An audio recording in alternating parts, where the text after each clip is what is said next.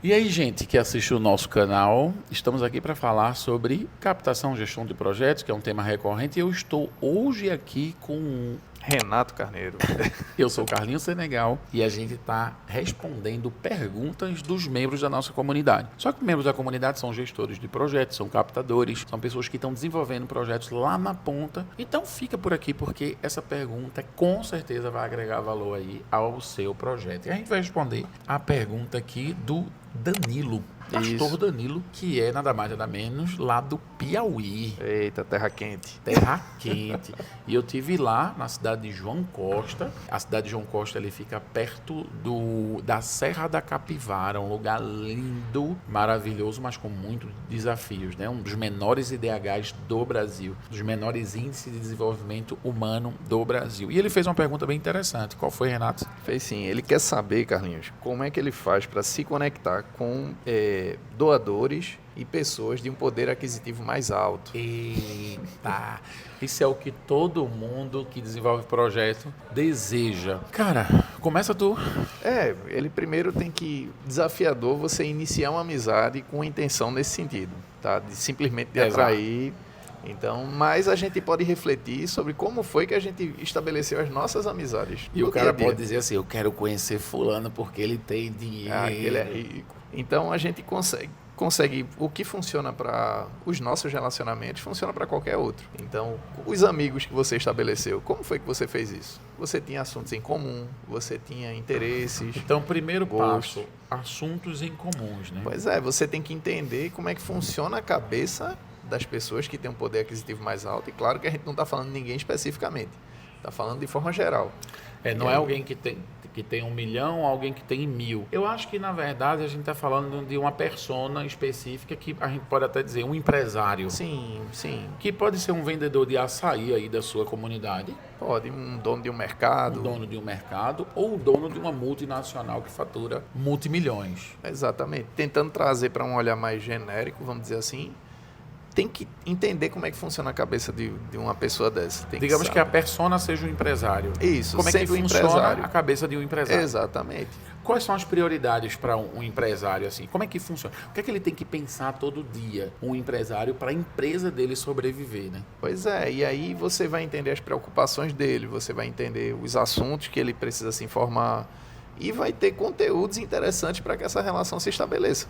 Porque é isso, uma relação de amizade é uma relação de um relacionamento, independente de qual seja, equilibrado, ele é uma relação de mão dupla. Então você tem que ter alguma coisa a oferecer para essa pessoa, para que ela também lhe ofereça alguma coisa que ela também tem. Ela não é só o dinheiro dela que você está interessado, eu tenho certeza. Exato. Mas é a rede de contatos que ela também tem. Então, o primeiro passo seria isso. Entender como é que de uma funciona. forma orgânica. Por exemplo, se você se relaciona com pessoas que jogam bola, que gostam de futebol, é o que vai se ouvir, né? Sobre futebol. Então, eu vou falar sobre a minha experiência, né? Eu sempre quis assim, caramba, eu quero conversar com uma galera que tem grana, que tem conhecimento, tem entendimento de mercado e tal. Beleza, como é que as pessoas pensam dinheiro? Como é que elas investem o dinheiro? Eu abri uma conta na XP, é uma corretora, eu não estou aqui fazendo promoção de ninguém, mas tem XP, tem Rico, tem, sei lá, Banco do Brasil, sei lá, tem bancos aí que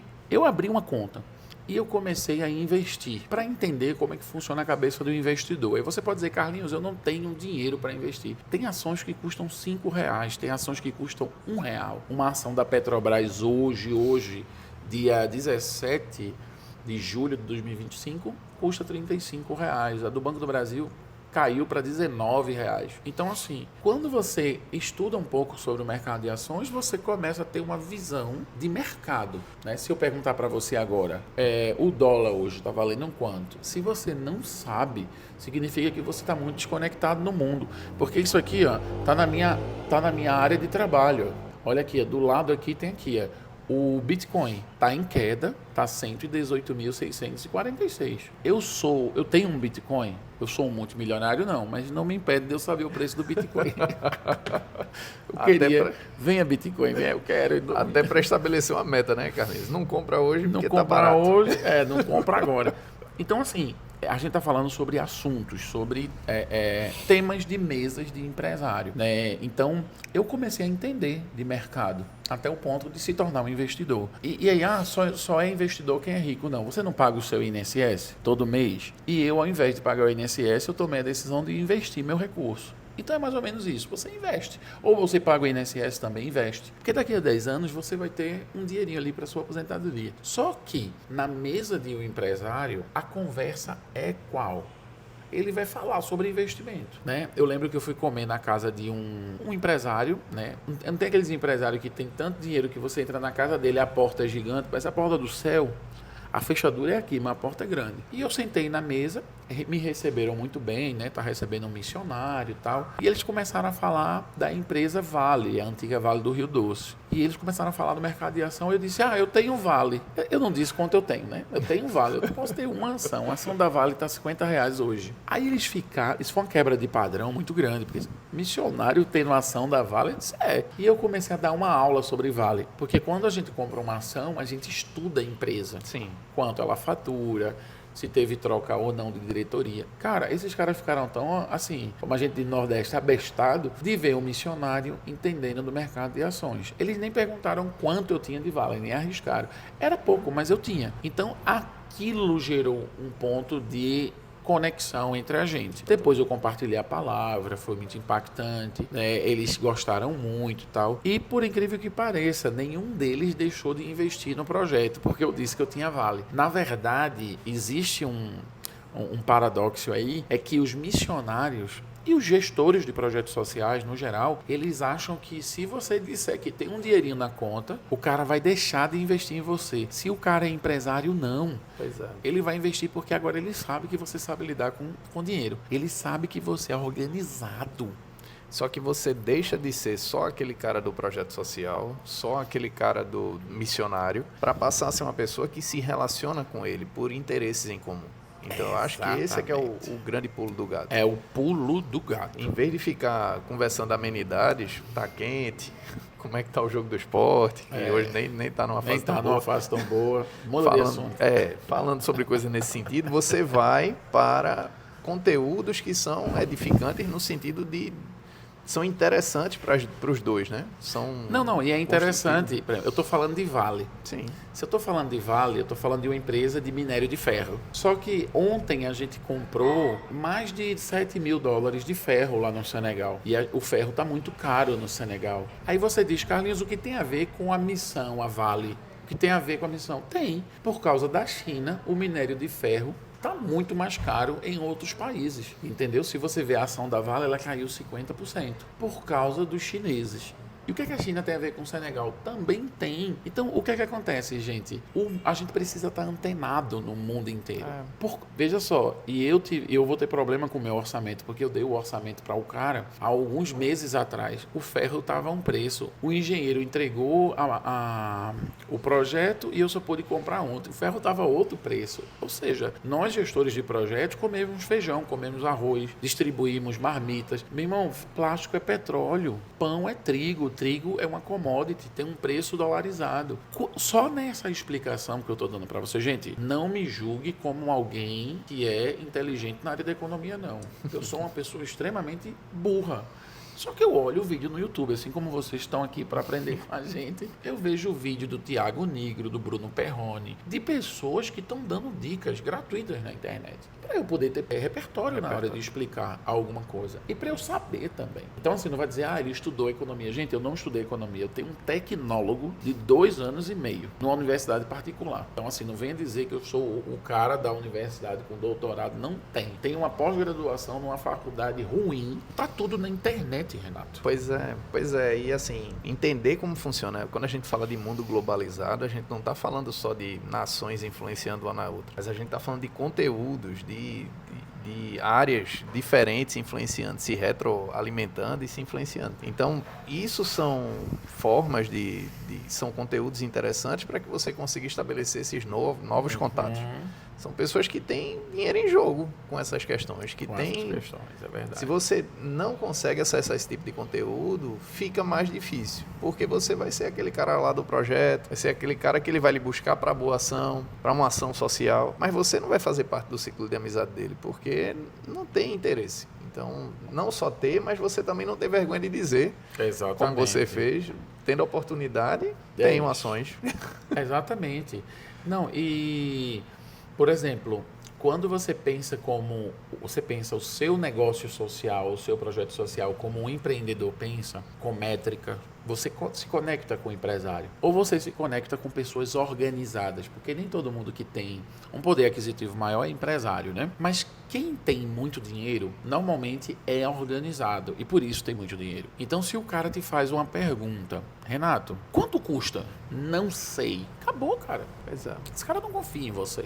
Né? Eu dei aula em São José do Rio Preto esse final de semana passado e tinha uma pessoa do Sopão lá, né? Um casal muito simpático, nos recebeu muito bem. E eu perguntei para ele, quanto custa uma marmita? Ela entrega 250 marmitas por semana. Ou seja, 1.000 marmitas por mês. Ou seja, 12.000 marmitas por ano. Uhum. Ela disse, eu não sei. E faz como, né? Quem não sabe quanto custa, não sabe quanto recebe. Anote isso aí. E eu acho que essa frase merece um like já. Merece. Já deixa o like agora. aqui embaixo no vídeo. Porque, gente, isso é muito importante. E a gente não nasceu sabendo, tá? De jeito nenhum. A gente aprendeu, pelou e agora a gente está aqui trazendo esse conteúdo para você. Quanto custa uma marmita? Porque também as pessoas podem querer dizer, eu vou doar 250 marmitas por mês. Aham. Se eu sei o preço. Sabendo, né? Especificamente. Exatamente. E normalmente quem não sabe o preço das coisas não sabe o valor que ela tem. Uhum. Então, possivelmente você está fazendo muita coisa e você não sabe nem quão precioso você é. E qual é o valor daquilo que você está fazendo hoje nas ruas aí na cidade onde você está. Então, você precisa, para você conversar com pessoas que têm muito recurso, ou um pouco mais, ou uma pessoa comum, mas é organizada, você tem que demonstrar na sua narrativa a organização. Pois é, e sair do grupo das amenidades. A gente precisa ter uma fala com mais propriedade sobre conteúdos que são mais interessantes para a sociedade. A gente precisa ter uma fala menos apaixonada em algumas questões. Para aí, apaixonado. Pois é. É como você chegar em casa e dizer, mãe, eu tô apaixonado por uma garota, eu vou casar com ela. A sua mãe vai dizer, cara, não casa não, agora não, namora primeiro. Então, a sua narrativa, o seu storytelling, né, a forma como você apresenta o seu projeto, afasta as pessoas que são mais conscientes. Uma pessoa que quer dar 1 milhão não é uma pessoa que quer dar R$1. Ela vai ver. E não estou falando da paixão, de amor, porque o brilho no olho também vem. Sim, tem que ter. Mas o pé no chão. O pé no chão. Outra coisa que eu acho que tem muito a ver com a paixão, mas é uma característica de pessoas que não conseguem se relacionar com pessoas com poder aquisitivo maior, é o chororô. Uhum. Satisfação com a vida. Eu não tremenda. sei fazer, eu não vou, tá faltando, falta tudo aqui, tá caindo. Numa aula que eu dei um dia desse, a moça disse, eu peguei o celular, comecei a filmar a goteira. Um cara que tem dinheiro, ele pergunta, por que existe essa goteira? Porque uma goteira, basicamente, pode ser o ajuste de uma telha que o gato afastou. Sim. E se é um problema, isso realmente é uma situação que deva ser... precisa de uma intervenção de alguém externo. Exatamente. Porque eu acho que tem muito isso, assim. Às vezes a gente tá tão ligado, né, às atividades que a gente desenvolve e se apega tanto a alguns problemas que termina fazendo com que o doador com poder aquisitivo maior, que vê que aquilo é uma besteira, ele diz, a pessoa não está conseguindo resolver um negócio desse. Será que ela vai saber lidar com o recurso que eu tenho para doar? Não tem noção de que quando entrar um volume de recursos, os problemas serão outros, serão maiores. Então, a gente demonstrar nossa capacidade de resolver as situações que a gente está envolvido, a condução da nossa vida, e a gente, na verdade, está o tempo todo selecionando pessoas para participarem do nosso projeto. A gente não está atrás de qualquer um. Eu acho que isso é um requisito até para um empresário escolher um sócio, né? Sim, também. Ele não vai escolher um cara que não entrega, que não faz, que vive chorando. Sim. Que você paga a missão, ele fica, não sei, será, né? Vou tentar. Então, isso é muito importante. Eu acho que a terceira coisa aqui, para a gente ser pedagógico, que a gente pode trazer é a prestação de conta. Muita transparência, né, nesse processo. Muita transparência e muita prestação de conta. Se você é alguém que não sabe quanto custa, se você não sabe quanto custou, Quantos são atendidos? Né, quantos são atendidos, qual é o índice de desenvolvimento humano, qual é o índice, se você mexe com mulher, de feminicídio, qual é o índice de mortalidade infantil, se você mexe com criança. Gente, tudo isso está na internet. Se você tem dificuldade de gravar número como eu tenho muita dificuldade, eu repito 1 milhão de vezes até tatuar no meu cérebro. Eu preciso gravar, eu preciso guardar.